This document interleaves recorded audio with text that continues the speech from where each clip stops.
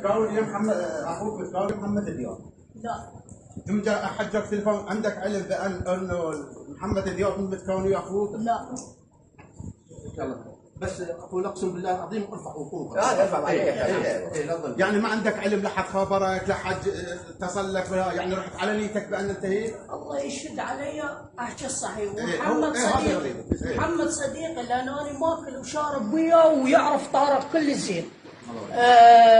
خابراني محمد بن داوود، حمودي بن داوود خابرني قال لي مرزا متكون بالشارع ودشداشته كلها دم.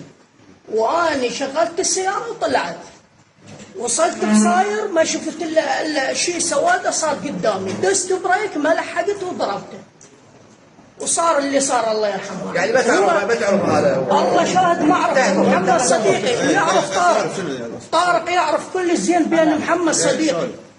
ما اتصلت انت ويا المتكاون من طلعت ورحت بوجهك على بصاير، اتصلت انت بالتليفون انت تكون بمكاني او يقول لك اخوك متكون وهيك. على كلام. انت جاك التليفون صادق من هذا الولد، انت من رحت من يوم ابو عمر ورحت نعم. خابرت انت الاحد قلت له ويا ملكونه؟ لا الله يشهد. الله يشهد.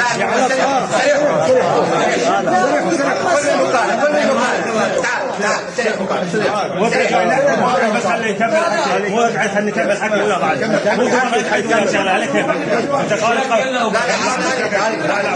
بعد عندنا كلام وياه. لا تقعد وياه.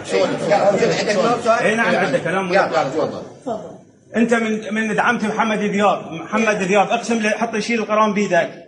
قول هذا القران علي الا دعمته فلا اعرف انه اذا محمد دياب وقصد محمد دياب. اقسم بهذا القران ما اعرف محمد دياب ولا اعرف بان من هو اللي كان بالموتور. المن ما دعمته ونزلت وكان احنا حتى ردت ود احوله للمستشفى، نوديه للمستشفى والسياره ذابه مي ودهن. وطلع مشتاق بن عباس من البيت واخويا ساعدهم وياه بالسياره وراحوا. مشتاق بن عباس الله يرحمه. نعم. أنا ما أعرف محمد الله يشهد عليه. ومحمد صديقي محمد، ولو أنا عندي شيء ما أجي من بعد ما أدري إيش كم دولة حتى جبرني. الله يشهد عليه. بعدين يجي على لونه اشكال والوان من هذا الكلام. خليه يسمونه اليف. جيتي فوق الدعم مشيت. هذا كلام انتم توصل. أنا موجود أسأل. عندك استريح منكم، استريح احد يجي يسلم عليكم، استريح حد يجي يسلم عليكم، استريح كل المكان، استريح كل المكان، استريح